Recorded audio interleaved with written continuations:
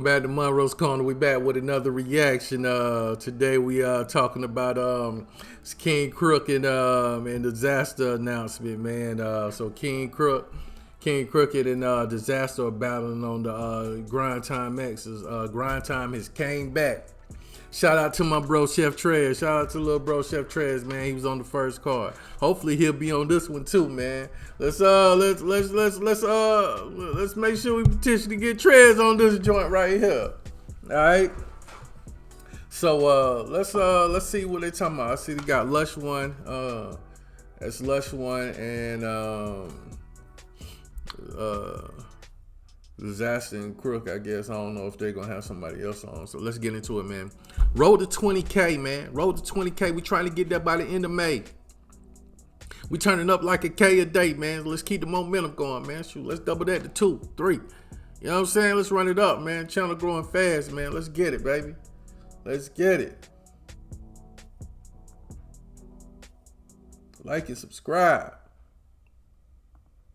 Literally Eminem himself. And what's crazy is I feel like Eminem really don't want that smoke with Dizaster. That's how you feel? Yeah, like I feel like Eminem is intimidated to rap in that. Lush out of his damn mind.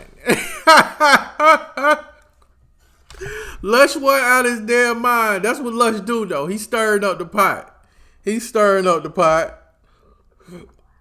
Yeah, like I feel like Eminem is intimidated to rap in that context. And as you know, and look, I know Eminem that's GOAT right there. You feel me? Right. So no disrespect. What you think you are? Would it be him or would it be his team? Like, nah, don't do it. I mean, probably, yeah, it probably is his team. But with that being said, he the shot caller. Like at the end of the day, can't nobody tell Eminem shit, right? Like, I mean, yeah, his team definitely gonna tell him that. Eminem is so goated though that there's absolutely no need for him to do that or to put his career or status at risk with going against somebody like a Dizaster. Because the Dizaster is you really have to, you know what I'm saying, like, Dizaster is here, you know what I'm saying? He's definitely Mount Rushmore. He's definitely on the Mount Rushmore of battle rap for everything he's done for battle rap. He has bars. He has massive delivery, aggressiveness, freestyle out of this world. He rebuttals. It's an incredible battle rapper, man. And if you are not prepared, even when you are very prepared, you will get bodied by Dizaster. He's done it. Time after time after time after time. He's done it. He's bodied the best. This is going to be a very tough battle for Crook. I'm going to tell you that right now. This is going to be a very tough battle for Crook. I'm a big fan of both. You know what I'm saying? I'm pulling for Crook. He got an uphill battle. He really got an uphill battle because he's in a new, it's one thing to battle rap on wax.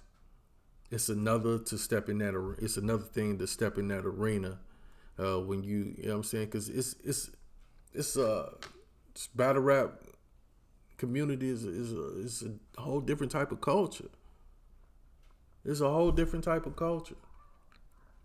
But like I was saying, there's absolutely no reason for Eminem to take that risk, especially not this far in his career. You know what I'm saying? Of course, you know what I'm saying. Eminem came from that. Right. I mean, but you do trust your team. You know what I'm saying? You do trust your team. He's got a lot to put on the line. But by far, we know M ain't scared to get in that ring. You know what I'm saying? Let's just say that. Let's put that out there. We know that's what he lived for. He's been in the spotlight for a couple decades. You could poke a lot of holes in his career. He got a lot There's some ammo there. There's a lot riding on it if Marshall steps into the ring now. Right. And then on top of that, like you said, he's been in the game for a minute. It's a lot. It's a lot of material out there for Dizaster. It's a lot. Well, as opposed to end with Dizaster, ain't too much he can go out there and grab. It's not as much out there on Dizaster as it is on Eminem. It's, you know what I mean? My question to you is, if he does step into the ring, does he have the skill level to you to, you know what I mean, do what he got to do? The answer to that is that's an absolute yes. Like, unequivocally. There's there's that's all I wanted to hear. I think that's but all I just want to say something because I haven't even Yeah. spoke yet, but I think what he was kind of trying to say is like, He's ducking the smoke. Cam is ducking the smoke. I think he's saying you're the only dude that's down to step in the ring and do this, and that's kind of a crazy thing because a lot of people that people would consider the guys that would step up wouldn't step up. You are putting yourself in a really crazy, because I know how he thinks. I'm just, maybe this is how he's thinking, is that like, you're stepping into something that most people won't risk. You just called it. It's the ammo thing. It's the risk. Everybody got ammo on them, Crooked. Right. Mm-hmm. You actually understand this. Yeah.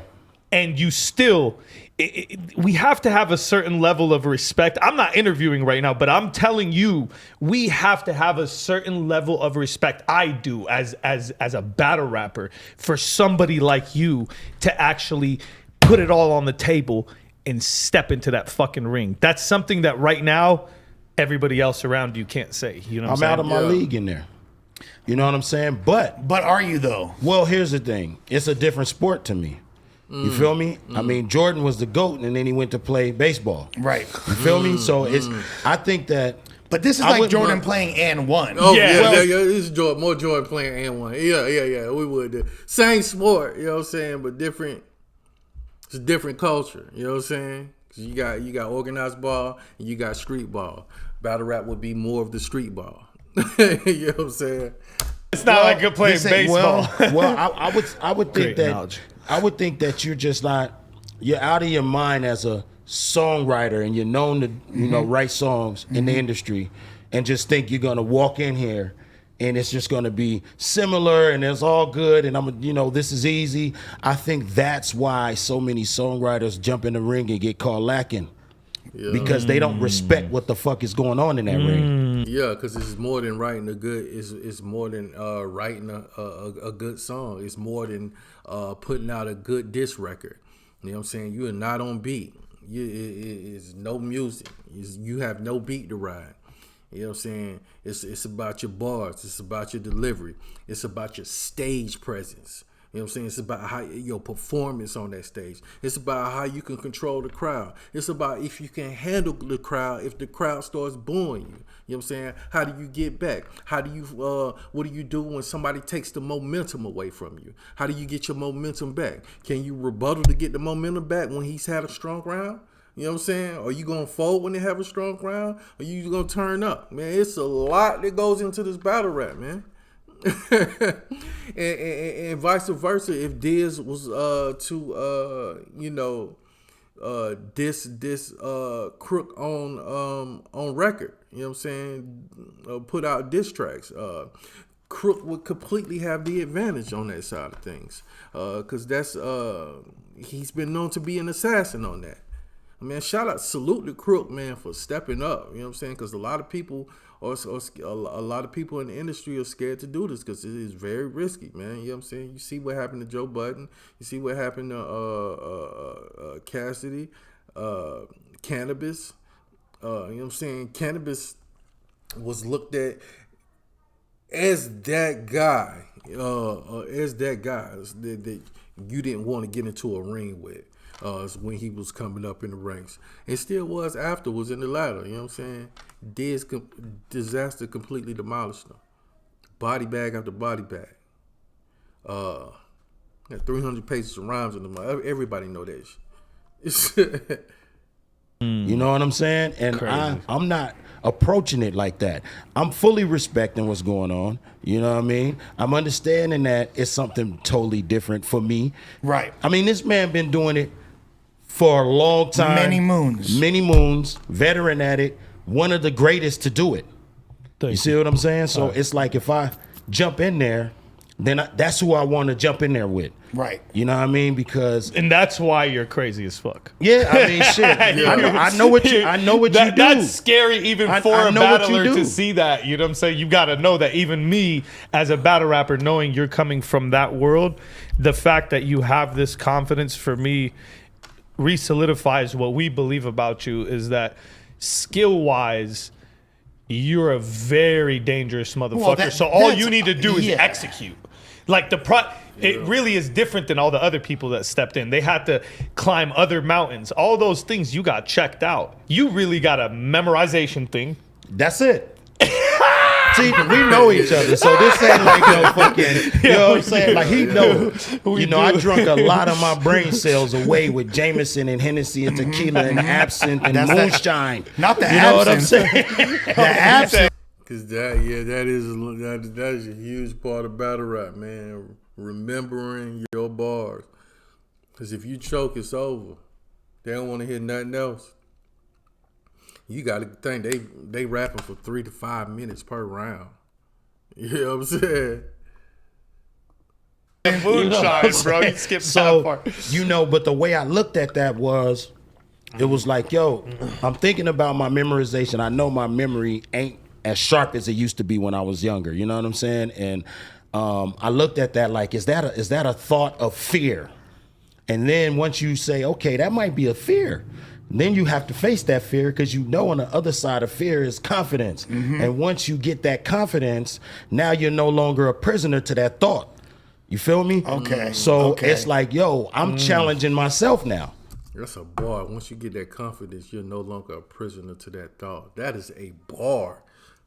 You know what I mean? What kind of gladiator am I? I've been doing it a long time. You know what I mean? I want to know now. You feel me? And what better way than to go in there with somebody who's gonna come out with his fucking Wolverine claws? This shit You know? crazy. This shit crazy, man. Respect, man. Respect. He want to know what kind of warrior he is, man. He wants to know what kind of gladiator he is. And he'll never know if he get in that ring. Man, let's go. Nah, it's crazy. I'm ready for this battle, baby. This ain't no friendly fade. Man, This ain't I no- already know. Man, come on, man. This I shit seen is this crazy. dude on Total Judge Slaughter, it out. man. They didn't show that part. I seen him go in the living room, man, and damn near battle the whole fucking cast. You know what I'm saying? Like every battler in the house. Like one by one by one by the shit one. they didn't show Why anybody. they- Like I came at Lux, Smook, everybody that was in there. I pretty much washed the entire room, and then I thought that footage was gonna come out, and for some reason it didn't. I'm glad you brought that up. No one's ever mentioned that, Crooked. Wow. Why do you feel like We need that footage. We need that footage. they wound up not airing that? Because like from me watching Total Slaughter, if I'm just a fan that's removed from the intricacies and the inside information, I'm gonna look like, damn, they don't really respect bro like that. Like they tried to play him out, considering like me knowing the weight that you carry and what you do. That's not what was displayed. I think there was. I don't want to say it was malicious, but I want to say that there was bias because we were working in New York with all New York cast. They all knew all the battlers over there. There was favoritism. They knew the staff members. They were all connected. They had relationships. So I understand like that aspect of it. But even with the judging, to be honest with you, like they were the judges. Slaughterhouse were the judges.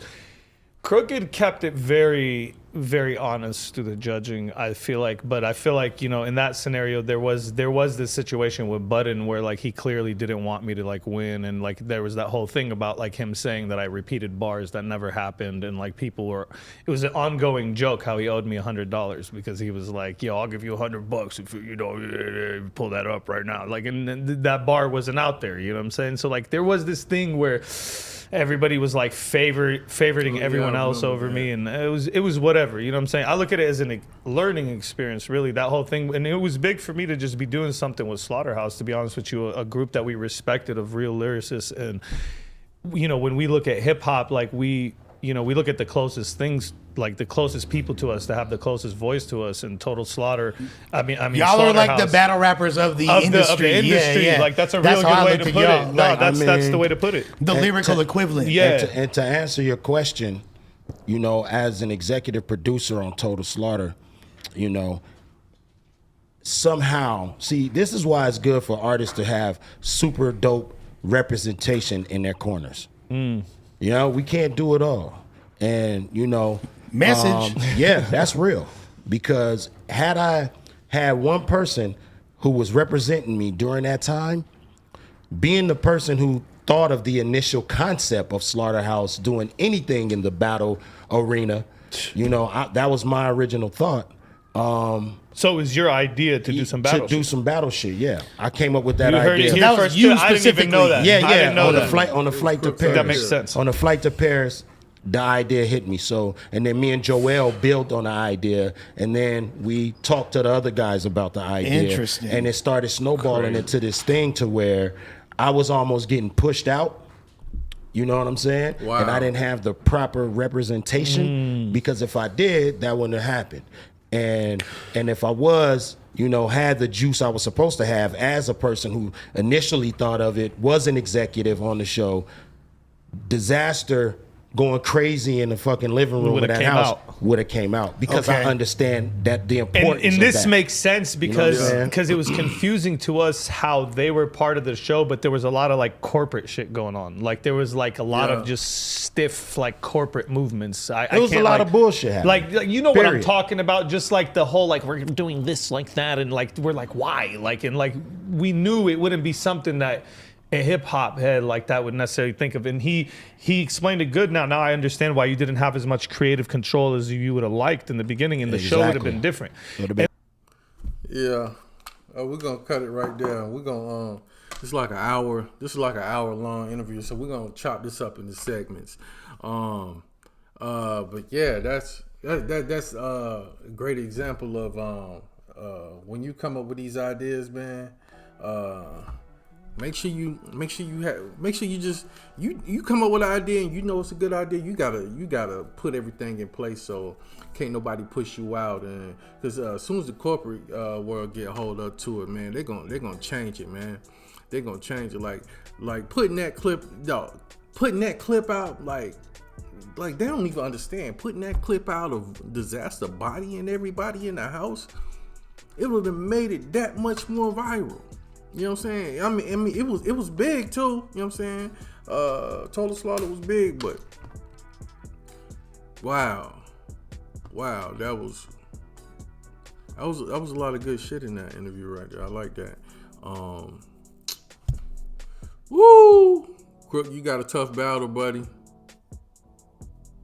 I'm a huge fan. I'm a huge fan, Crook. You know what I'm saying?